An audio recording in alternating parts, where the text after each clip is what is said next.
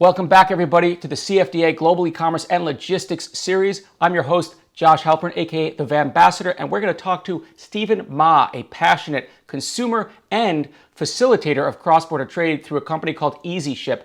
I've asked him a couple of key questions that you should be aware of when you're considering how to go cross-border, and if you're ready to go cross-border, what are the pillars you need to put in place to succeed. So let's check it out again with Stephen Ma. Stephen, how are you? Thanks for joining us. Josh, it's a pleasure to be here. You're coming to us from Brooklyn, if I understand? Beautiful Brooklyn, New York. That's right. Awesome. I see the train in the background. Very cool.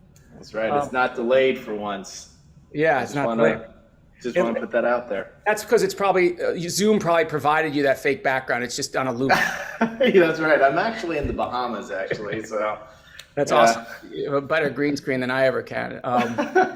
Well, we are excited to have you, and I've just been talking about how important it is to understand some of the key aspects that a brand needs to know, or pillars to know whether they're ready to go cross-border and how they should, if their foundation is ready and what's needed.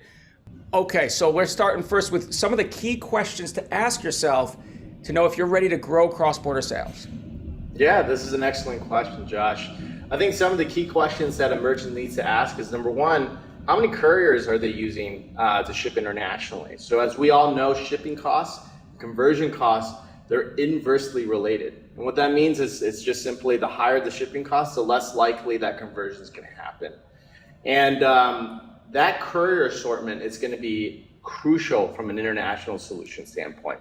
So for example, your FedEx rates might be really great for your UK customers, but they're not going to be, maybe they're not the best for your customers in Spain or in Brazil or in Israel. So having kind of multi-couriers like an Airmax, an APC, regional couriers, other couriers like UPS, DHL, Postal Solutions, having that whole lot is going to help merchants ship internationally more cost effectively and much more optimized. So there's plenty of different technology partners out there that provides a lot of these solutions. With easyship, we've invested an enormous amount of time and resources building this network. So we allow our merchants to have about 60 different courier partners at their fingertips to ship to all over the world. Yeah, and that's interesting. Obviously, when I talk about companies all the time, in today's world, it's not hard to get your product from A to Z. It's hard to do it at a cost that is not prohibitive. And then ultimately it's hard to build your brand, but that's a separate section.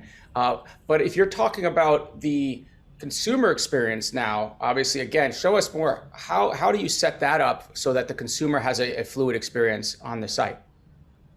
Yeah, totally. So with easyship, we provide a dynamic checkout. So one of the big key points of this whole thing is that, you can have, 60 different couriers, but if you don't have the technology to sort them out, to figure out, hey, look, customer A from China or customer C from Israel, what is the best solution to ship to them out of the many different solutions that we have? So having an assortment of couriers is just one part of the equation. Having the technology to find the best solution is the next part of that equation. And there are plenty of technology partners that will help kind of figure out what that best solution is depending on where that customer's address is, that country, etc.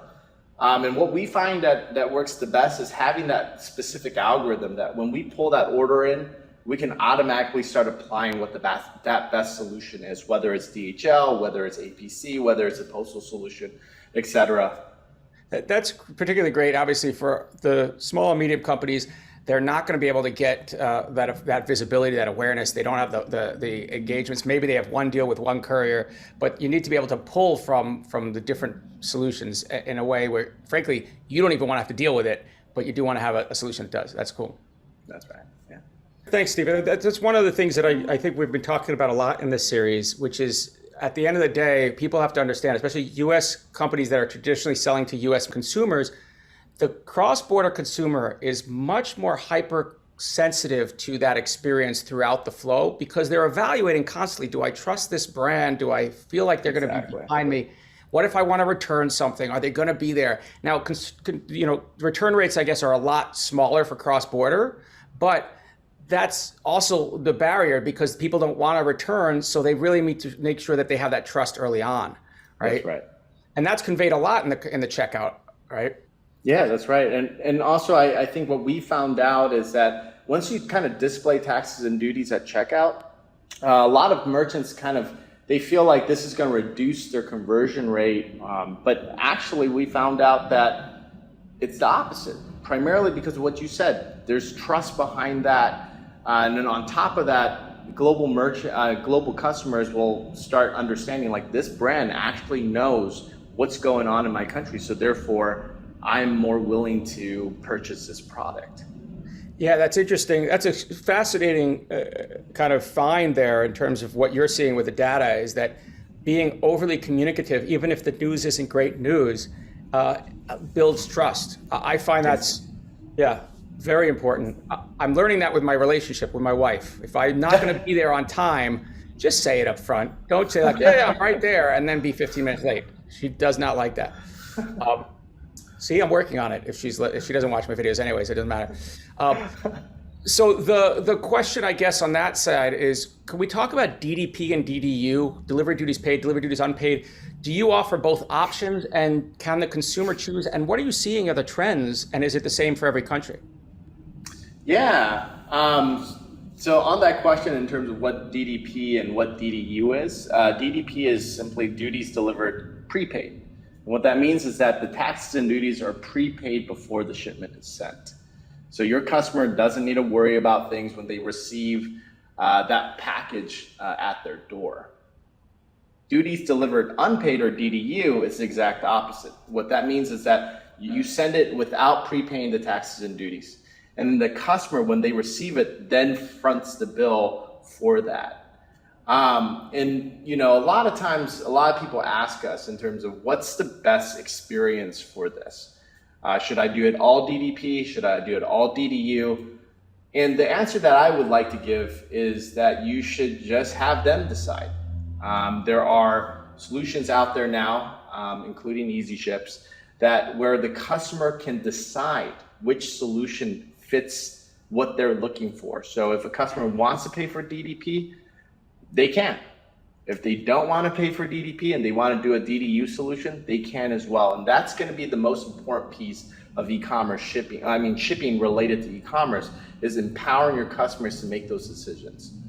That's interesting because my understanding, for example, is if I'm going to one country and I have a particular logistics provider, if I don't have a solution that aggregates, that solution provider, that logistics shipping, let's say, provider may not offer DDP and DDU in that country. But you're saying, in a way, because you guys come from an umbrella where you can toggle between logistics providers, the consumer can make that choice. 100%. And that also aligns with just having an assortment of couriers and the necessity of this to build a really great international buying experience for your international customers. And just for those people watching, this is not an infomercial where I'm asking him these questions as leading questions. They're because I actually have these issues with clients. So I'm just asking it because these guys know what they're talking about. The other thing I've noticed is consumers, for example, I've heard in Hong Kong, for example, some of them won't choose DDP. And from a merchant's perspective, I always thought, well, you should always do DDP. It's much easier for the consumer, but some consumers say, no, because I actually have a way to get around that, or I don't think that they're going to, the rate of investigation or customs actually opening packaging up is so low, I'm willing to take the risk. Is that one of the things that happens? Yeah, it varies between country to country. Every country is different. As you can imagine, every country's setup is different. The amount of efficiency between governments are different between different countries.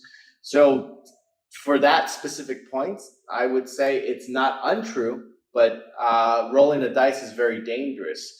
However, what I would say is this is also another reason why we've provided, or what we've seen now is people are seeing multiple options at their checkout, one with taxes being prepaid and one with DDU. And the idea is that if a customer is like, hey, look, I order all the time. I know that I can roll the dice here, and I'm gonna avoid taxes and duties. Let them make that decision, and be out of that kind of conversation. Because, frankly, I don't know how it is in Albania versus another country. Stephen, that's super important. Thank you for breaking that down for us, and we will see you soon on the road. Have a great day. Thank you so much, Josh.